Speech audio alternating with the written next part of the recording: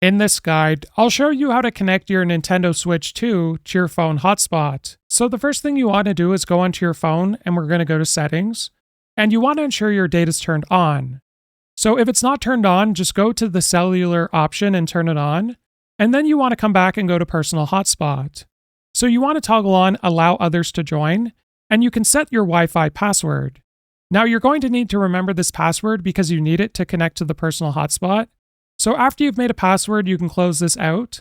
And then you want to go to system settings on your Switch 2. So we're going to scroll down to the internet option and scroll over. And then you want to go to internet settings.